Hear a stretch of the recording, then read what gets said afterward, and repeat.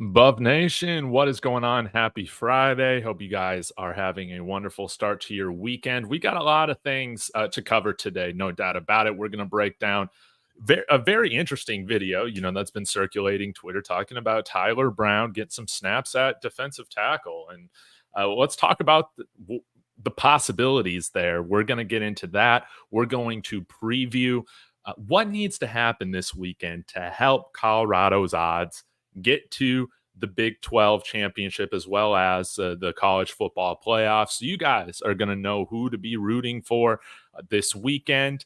And we'll talk a little bit about Shedeur and Travis, and of course, get to any of the questions that you guys might have. Of course, if you have anything that you want to guarantee that I respond to, anything like that, feel free to send me a couple dollars with the super chat, and I'll definitely spend time talking to whatever question or comment you might have. But first thing on the agenda, guys, as you come in here, please be sure to smash that like. That's going to help the stream. Subscribe. And what is going on, man? With I look like I got pink eye right now. And let's go ahead and get to the most important news of the day, though. This is something that I have linked in my description. Please go and support. Please go and support Nikhil Webb Walker, guys, and his mother here with a GoFundMe they launched today or maybe yesterday evening. I just saw it this morning. So if you guys aren't familiar with this yet, we've been wondering, where has been Webb Walker on the field? Has he just not been in the rotation? I mean, that's what I was thinking at the beginning of the year. No, the man has been diagnosed with lymphoma. Just terrible. We're wishing him a well recovery and treatment, praying for him, all of that. And he has started a GoFundMe not only with to do with his recovery, but also his mom. So I'm going to read this really quick. I donated $100, earlier this morning, and I would love for you guys to join me and the rest of Buff Nation on helping them reach their first goal was 10,000. Now they're going to 15K. So let's continue to help Nikhil out and his mother. But I'm going to go ahead and read this, and then we'll jump in again to the Tyler Brown stuff that I think is going to be really interesting, and some of the other Buffs news notes. Before, there are some fantastic shows that I would love you guys to tune into. So at noon Mountain Time, Matt McChesney is talking with Philip Dukes. So y'all go over to his channel and watch that interview, as well as DNVR today at 4 Mountain is going to have Ben Finiseth on the show, who was somebody that I shouted out yesterday or the day before as an unsung hero on the Buffs. He's been killing it on special teams, our leading tackler on special teams. But anyways, let me go ahead and read this. It started with a small bump in my chest, and it's turned into something life-changing. Since my diagnosis, I've had former teammates, coaches, supporters, and even strangers reach out to me. Knowing that I have so many people in my corner while I fight this has been amazing and keeps me going. For those who don't know, for the past few years, my mom has been dealing with kidney issues. Hearing her say that she's going to have to push back her surgery and kidney transplant to take care of me while I go through chemotherapy genuinely hurts my heart. She's the real MVP in my story.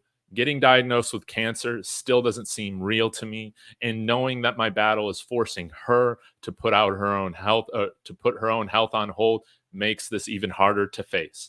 My mom has always been the strongest person I know, constantly putting others before herself, and now she's doing it again, this time for me.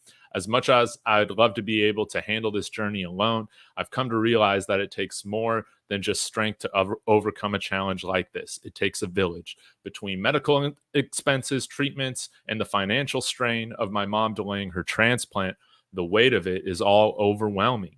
Your support, no matter how big or small, can help alleviate some of the burden on both of us, so that we can focus on healing. Every donation, prayer, or kind word means the world to us. In these tough moments, I've realized how important it is to have the community around myself and my family. Hearing from others who have faced similar battles gives me hope and lets me know that I am not alone. Thank you for taking the time to read our story and be a part of this village we so desperately need right now. Your support is truly what is keeping me going. Thank you, Nikhil, Webb, Walker. Again, guys, link to the GoFundMe is in the description. Even if it's just $5, that's going to help us towards that 15K goal that they have set right now. Again, if you guys want to match me, I gave $100 earlier today. Again, guys, Buff Nation, we rally together. So Nikhil, know that we have your back, your family's back, and we're going to be praying and supporting for both you and your mother. No doubt about it. Let's continue to provide the support and encouragement that he needs. No doubt about it. So let's transition to what the title of the video is all about, guys. That's Tyler Brown getting reps at defensive tackle. Credit to Deion Sanders Jr., Well Off Media, for posting this. This is always cool to see, man. During the bye week, getting some different kind of work in. Let's roll this right through. First rep right there, going against Justin Mayers. Oh, I think that's Justin Mayers. Is that Justin Mayers at center? Hey, that's kind of interesting. I think we've seen a little bit of that. So you see the first clip right there. See Tafik Thomas there right in the clip. Damian Lewis. Seeing what he can get done here on the defensive line. Warren Sapp in his ear. Now let's see how this second rep looks like, right? Yeah, nice little move there at the end. It's able to get past Justin Mayers, but this is interesting. I'll let you football experts, give your opinions on how he looks at defensive tackle, but I think that this is quite interesting. This is quite interesting. Could he be that two-way player on the defensive line and offensive line that we've been wondering might be the case here, that we might have here at some point? Maybe. With CU now rotating offensive line snaps and drives there at the guard positions, interior positions, might this be a way for Tyler Brown to kind of get more snaps? And might he make a better defensive tackle than he is guard? That's interesting to think about. I'm not really sure what to think, but I do know that we're likely, going to lose some guys on the defensive line next year. Our most productive players there in the interior. Chidozie Nwankwo, as well as Shane Cokes. Those guys are going to be gone. We're going to have Amari McNeil, Tafik Thomas, a handful of these guys returning. But, outside of that, we'll see how Brandon Davis-Swain looks, right? We'll see if Nikhil is ready to come back and play. Quincy Wiggins. Feel like I'm forgetting, Ryan Blau. We'll see. I think might have another year. So this is quite interesting. And then when we take a look at Tyler Brown, his measurables here for CU, 6'3", 310 pounds. Maybe this is something that, where he could actually add, some needed size and depth to this interior line, and you give him an offseason to train in this way. Quite interesting. Now, I don't think it's very often that you see guys go from the offensive line to the defensive line, but one of our former Buffs has done that in the past, kind of once he got to the NFL more so, and that was Matt McChesney, 0 to 60. So, it's not totally out of the question. Again, if you could have another 300, we also got Anquan Barnes. He should come back for another year. So if we can have two guys, the size of, Anquan Barnes and Tyler Brown's right up there as well, I think that's really, really, really interesting. No doubt about it. And yes, who is number 73? Maybe you guys can help me know in the chat, but looks like we got a new offensive tackle. I don't know who that is, but maybe you guys can, help educate me on who 73 is. New mystery player. But I wanted to read some of the comments that I've seen on this thread. Again, credit to Sco Buffs Go. Come in here on Twitter for posting this. This is how I found out about it. And saying, he's an explosive line. Him and fullback for some packages too. It's kind of interesting.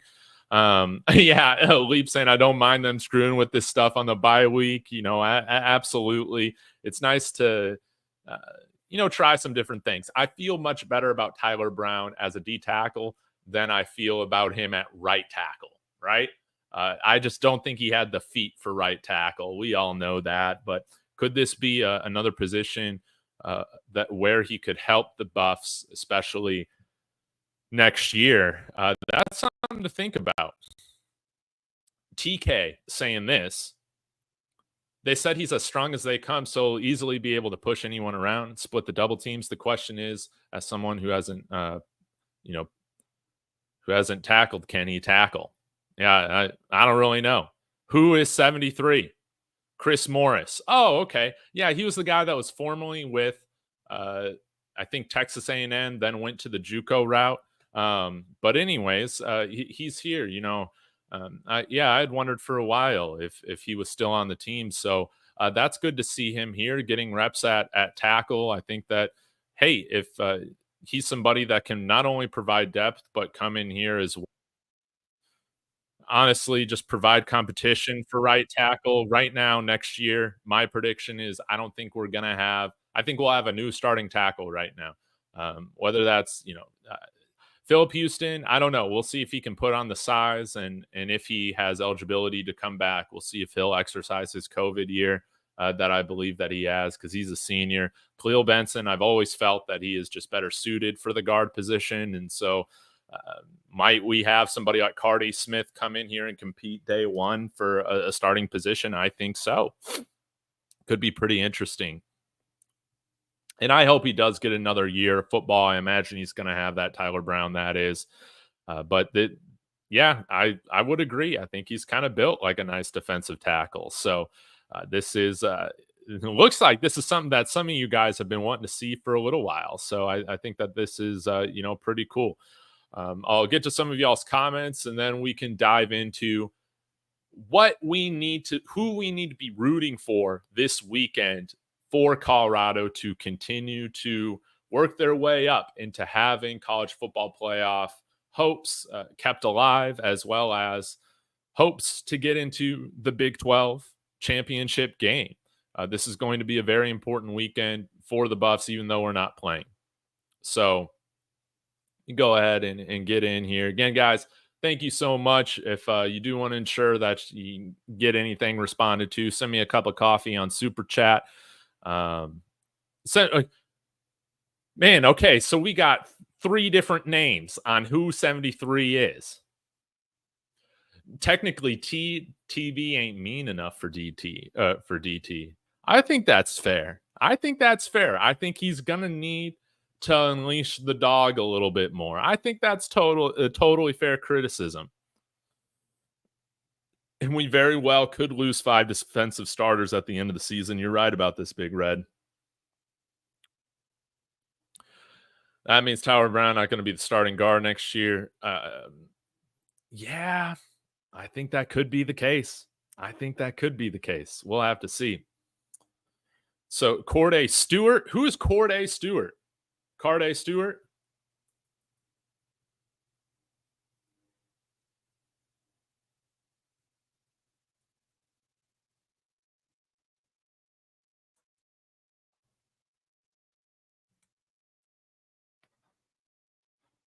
All I'm seeing is stuff for Cordell Stewart, Colorado on here.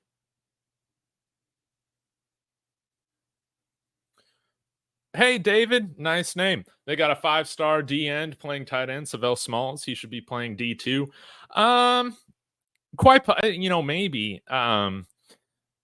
He just wasn't ever getting on the field at that edge position. And shout out, man. Savell Smalls was probably somebody that I should have named on my Unsung Heroes video in retrospect earlier this week. He's been such a big help in the running game, continuing to help us in not only the run blocking, but pass blocking as well. And it's nice to see him get on the field. But I would say right now, I think Savell Smalls is a much better tight end than what we've seen from him at edge. 3 years at the edge position, no sacks. That's right. Block Bully's brother won't be ready. That's why recruiting the trenches and developing takes time. You have to have more trenches and skill players because it takes time. You're absolutely right. I know that we got Block Bully's brother here as a walk-on. So I mean, we'll see what can become of that. Chris Morris, I'm confused.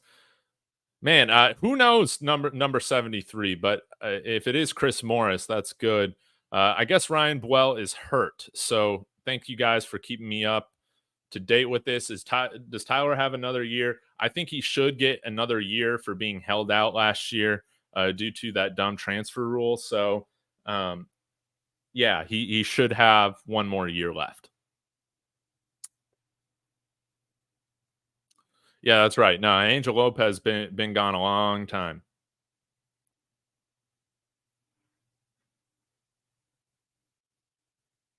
Hey Shirley, how are you doing? Hope you're doing well. Happy Friday. Okay, last segment here. Let's go ahead and get into what we need to be rooting for this weekend. Let's start with the Big 12.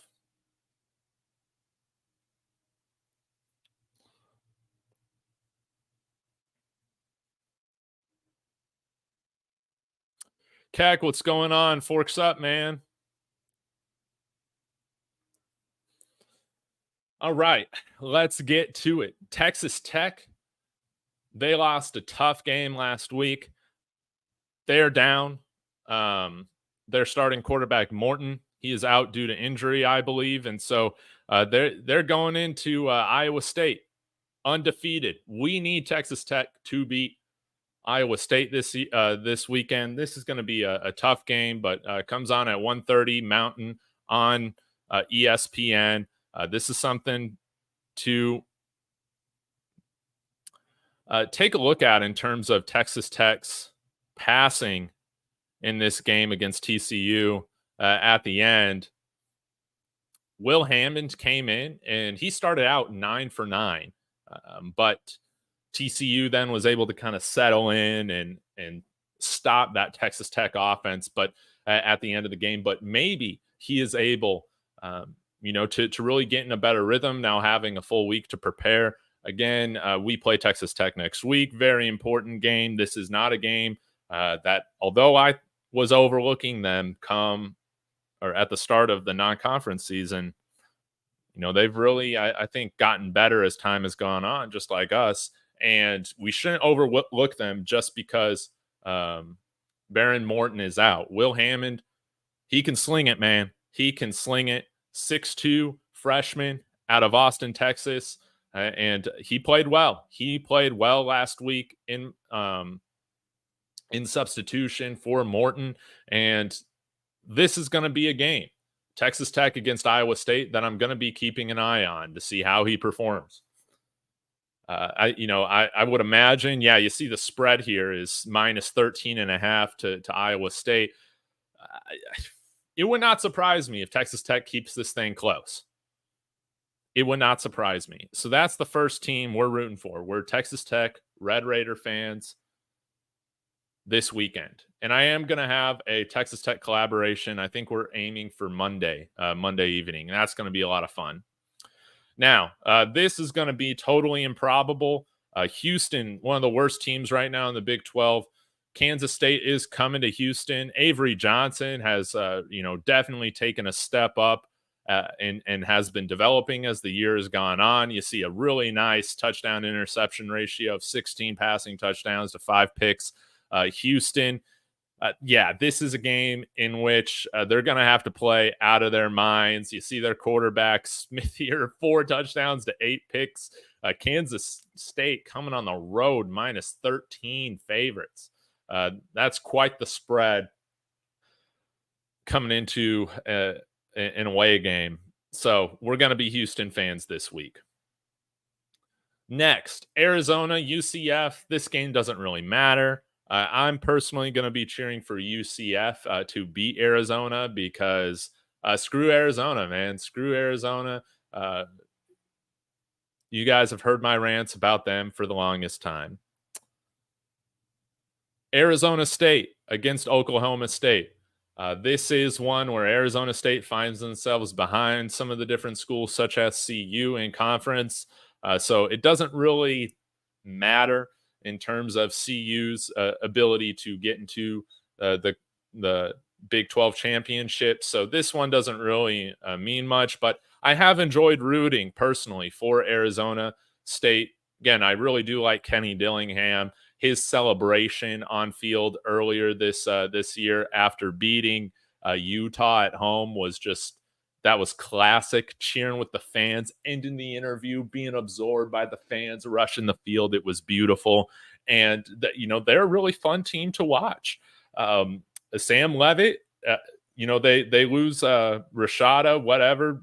Sam Levitt taking a step up this year. I thought he's played up, pretty well for his talent. And Cam Scadaboo, one of the best players in the Big 12. Also, former Buff Jordan Tyson leading their team in receiving. So that's been a lot of fun to watch. The Arizona State Sun Devils, and again, a friend of the show, Keck, forks up. Let's go. You guys taking care of business against Utah was one of the best things to watch this year outside of Colorado in the Big 12. I have loved it. I'll be rooting for Arizona State. And that's really it. TCU 3-2 in the Big 12. I will be rooting for Baylor to take down TCU, and TCU, they got a long ways to go. They're behind us when it comes to the Big 12 championship. A lot needs to go wrong in the Big 12 for them to make it in. Now, let's go ahead and take a look at the top 25 because we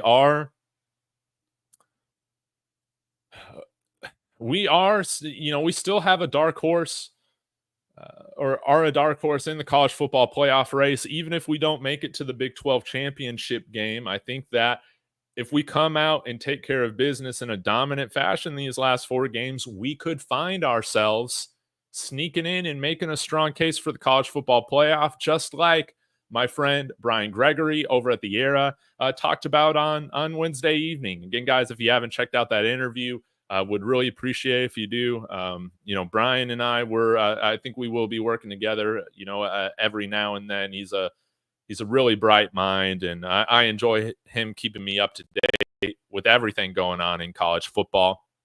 But, as you can see here, we need the SEC to continue to cannibalize themselves. Boise State is in position to get that one G5 automatic bid this season, and I think the ACC only gets one team in as well, which is what Brian talked about. So Miami looking like they're going to be the favorites to come out of the ACC. I think one thing that could help Colorado is likely Clemson taking a loss, a second loss. That would be very helpful. But let's go ahead and look at the top 25 matchups right now and see what's going to happen. Again, Boise State, I will root against them and my friend Brian Gregory because I think that if Boise State loses, of course, that's going to hurt Ashton Genty's Heisman odds.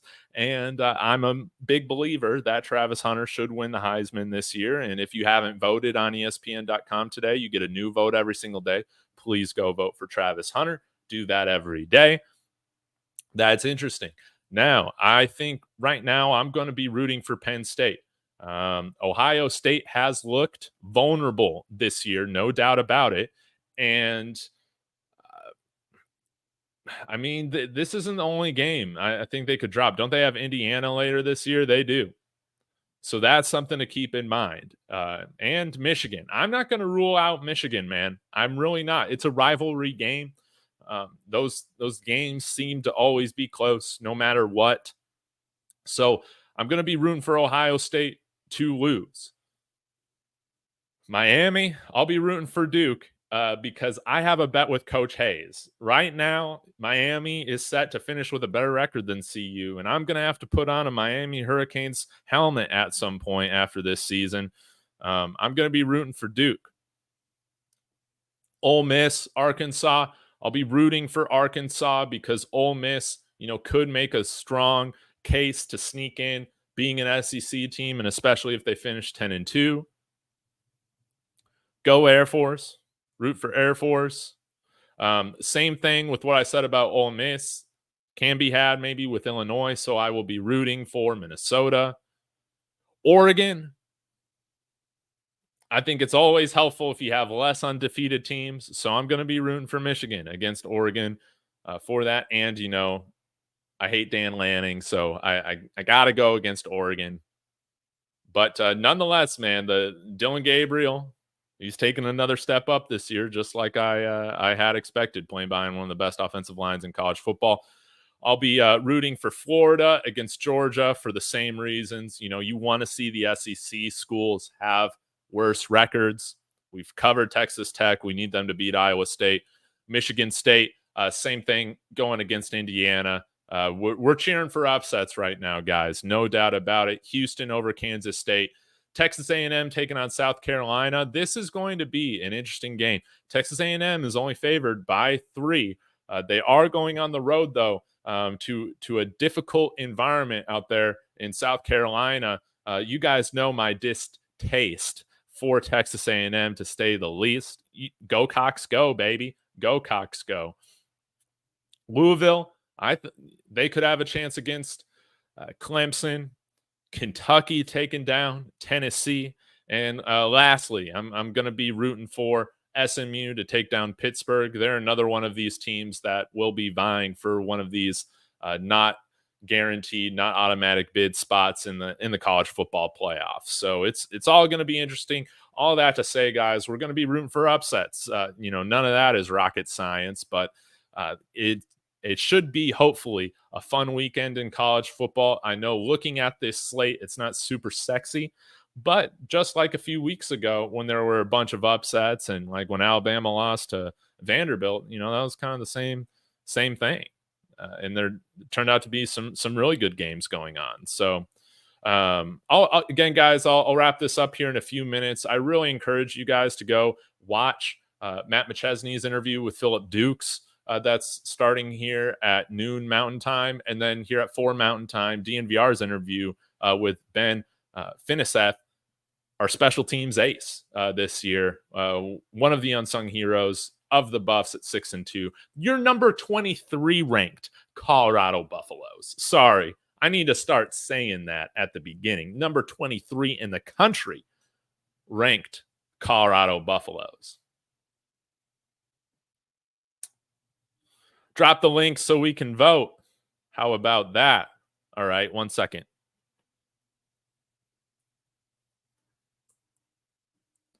Here you go, guys. You'll have to copy this.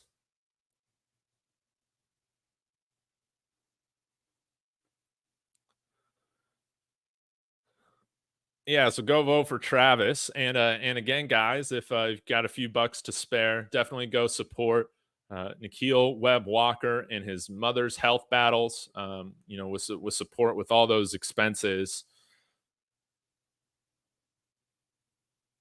Yeah, Motor City Smitty. It's not easy going from offensive line to D tackle. The hell is wrong with people?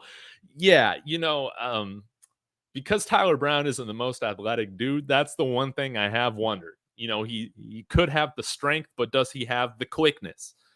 But give him an offseason to train. These are still really young players. I think that can get better, that can become quicker. This isn't like the NFL, I guess, and you're going for you've been playing quarterback for however many years and transitioning to tight end. That can just be a tough transition at 26 or whatever. These guys are still like 21 years old, still plenty of time to learn a new position. But that is the big question, Smitty. No doubt about it. You want Oregon to crush Michigan? Do you just have a distaste for Michigan? By the way, guys, it's crazy to hear that the communications between like the offensive coordinators and the defensive coordinators and the players with the green dots on the helmet, that has been non-secured lines. That's crazy to me. So my question is, can we get like a Connor Stallions on our staff to start decrypting when this stuff becomes encrypted, these lines of communication, so that we can start knowing, the plays ahead of time, baby. If you're not cheating, you're not trying. That's how I feel about it. And some of the best teams in the country, they're good at this stuff and they don't get caught. That's how I feel about it. Now, I can't give you concrete evidence of this, but this is just how I have a feeling things go. SMU's been a good story. It's nice to see them come out and play well in the ACC. You know, they looked rough in conference play, and they've really gotten it to better. Yes.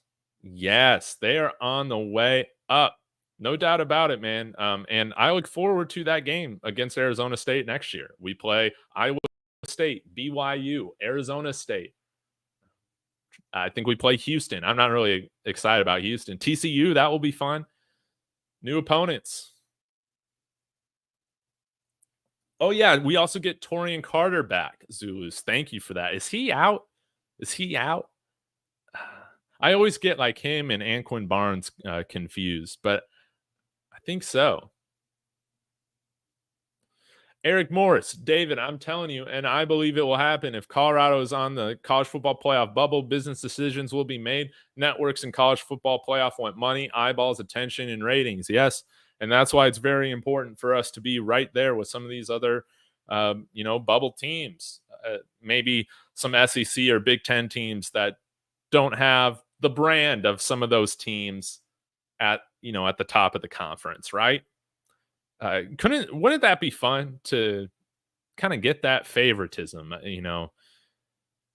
It's fun to dream about, it's fun to think about. But right now, we got to go out there and handle business BCS era style. We got to run up the score. We have to absolutely dominate. We can't take our foot off the gas. We have to absolutely, I think, obliterate these opponents to really make a strong case for ourselves if we can't get into the Big 12 championship game, because that's, we can control what we can control, but we still we need Kansas State and some of these other teams ahead of us to start dropping some games. Duke could shock Miami. I mean, haven't they played spoiler earlier this year in the ACC? I think they have.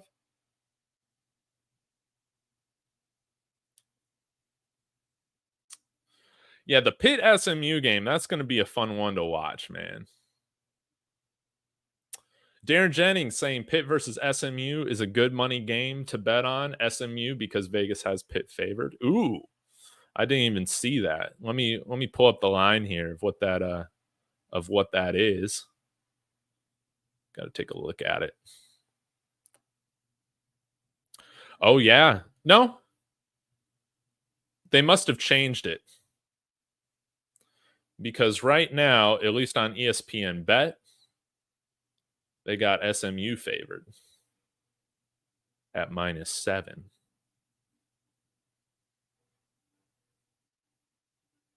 Very interesting. But both undefeated in conference. It's going to be, something to take a look at.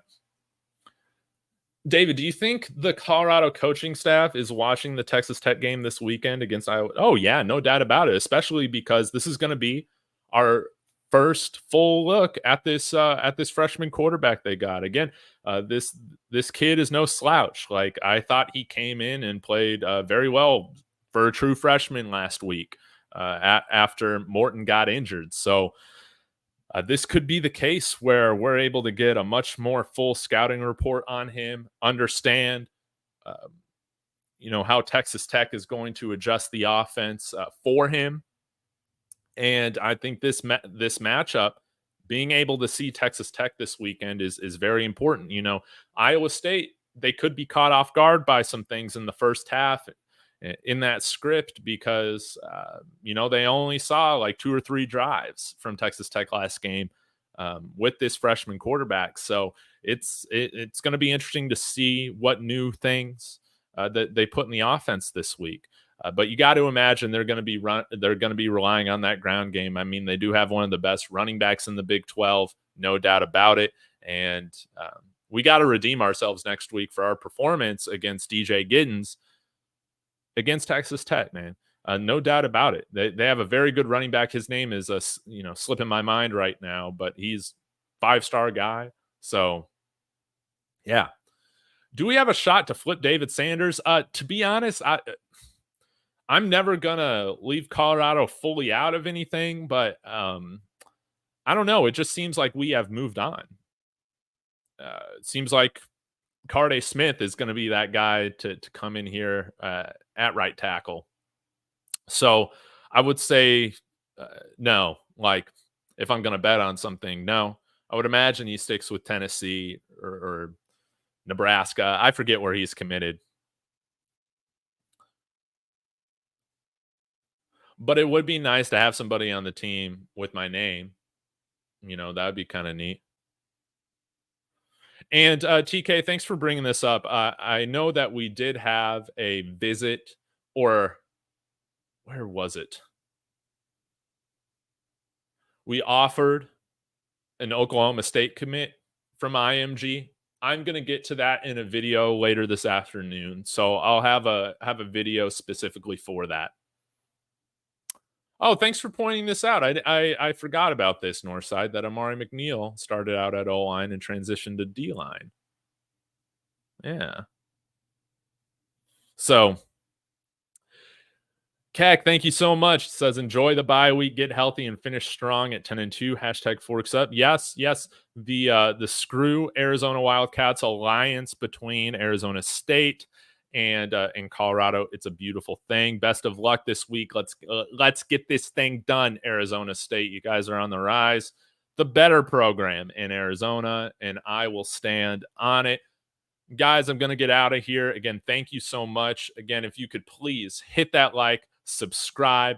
Let me know your thoughts in the comments. It's always super great reading your comments. You guys give me great laughs. You guys provide great insights, sometimes. And overall, it's just a lot of fun. So I'll be back later this afternoon. Greatly appreciate you guys. As always, Go Buffs.